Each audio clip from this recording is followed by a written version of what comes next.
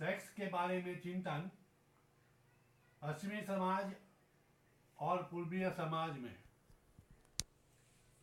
अंतर।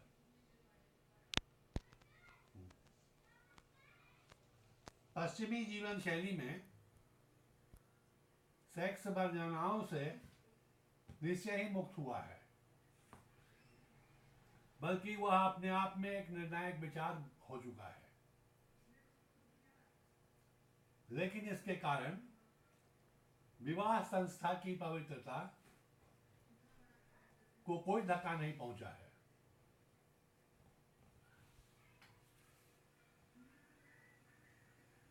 विवाह को अस्वीकार करना एक बात है और वैवाहिक जीवन को स्वीकार करने के बाद भी उसकी सामाजिक और व्यक्तिगत प्रतिबद्धताओं को ठुकरा देना बिल्कुल दूसरी बात।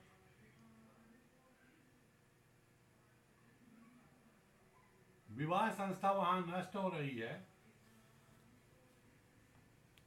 लेकिन वैवाहिक या दाम्पत्य मूल्यों को वहां अब भी गहरे आदर की निगाह से देखा जाता है।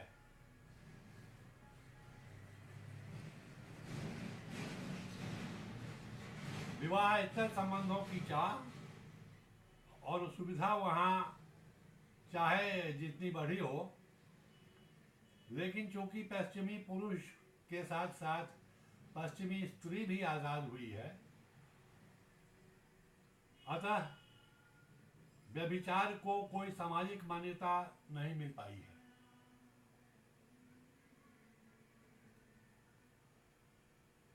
आज का मनुष्य हर घटना को सहानुभूति से समझना चाहता है, लेकिन साथ ही वह व्यक्ति के रूप में अपने अधिकारों के प्रति ज्यादा जागरूक हुआ है। अतः पश्चिमी स्त्री पुरुष प्रेम में या विवाह में वफादारी की ज्यादा मांग करता है।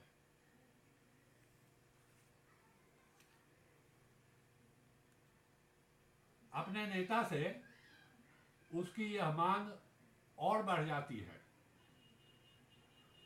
क्योंकि नेता के हाथ में सत्ता होती है और यह उचित संदेह है कि सत्तारूढ़ व्यक्ति की चरित्रहीनता में सत्ता का बेजा इस्तेमाल शामिल हो सकता है।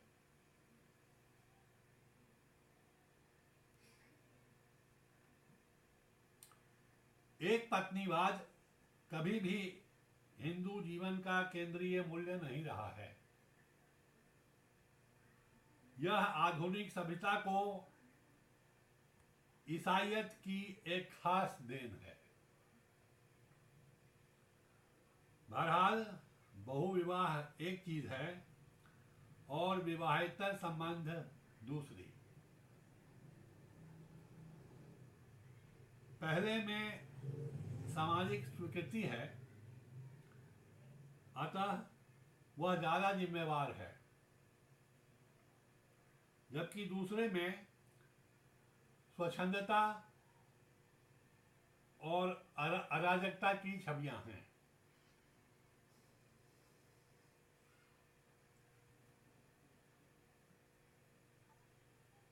समस्या का एक संदर्भ हिंदू स्त्री का भौतिक स्वतंत्रता का अभाव भी है। विवाह जब दो बराबर की हैसियत के व्यक्तियों के बीच होता है, तभी उसके मर्यादाओं का निर्वाह हो पाता है। पश्चिमी स्त्री भौतिक दृष्टि से ज्यादा आजाद है।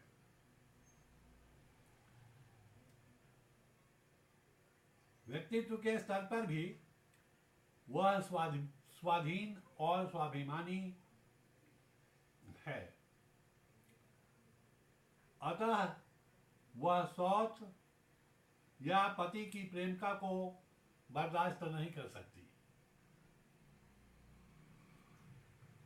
हमारे यहाँ स्त्री के लिए पुनर्विवाह अब भी एक लांछन है।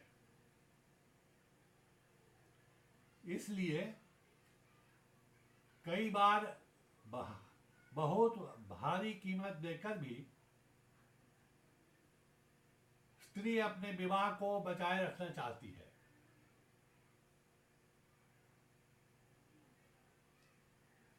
एक वर्ग के रूप में पुरुष को इसका लाभ मिलता है।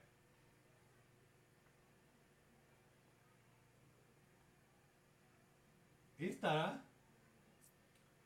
हिंदुओं की राजनीति में या सार्वजनिक जीवन के अन्य क्षेत्रों में यदि यौन मूल्यों की लगातार अनदेखी की जाती है तो यह मध्यम वर्ग का एक ऐसा व्यापक षड्यंत्र है जिसमें प्राय सबका कुछ न कुछ निहित स्वार्थ है।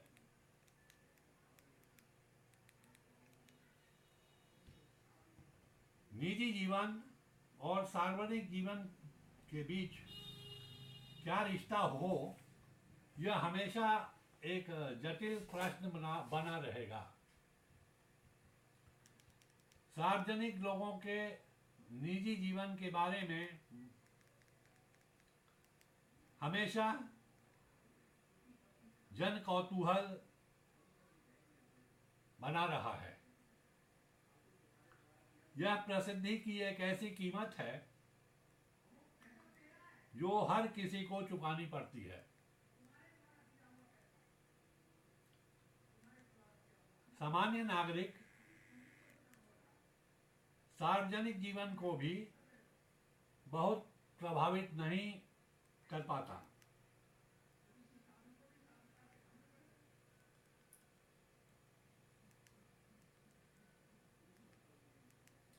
लेकिन सार्वजनिक व्यक्तियों के निजी जीवन का भी प्रभाव काफी दूर तक जाता है।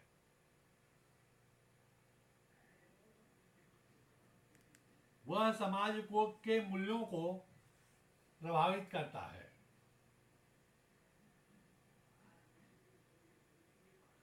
अतः सार्वजनिक व्यक्तियों को अपने निजी जीवन की कसौटी पर भी खड़ा उतरना पड़ेगा। लेकिन उनके साथ भी हमें मानवीय ढंग से पेश आना चाहिए। मामूली फिसलनों को उदारता पूर्वक क्षमा करने की आदत डालनी होगी।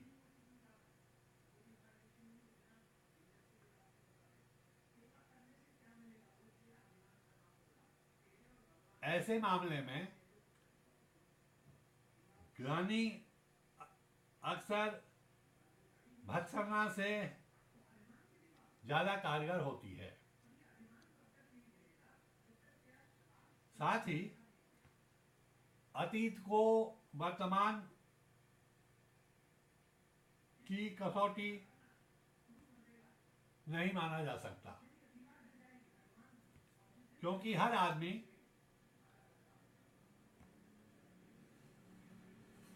अपनी गलतियों से ही सीखता है। देवेंद्र ठाकुर, हिंदू संसवर्ग संघ, नेपाल।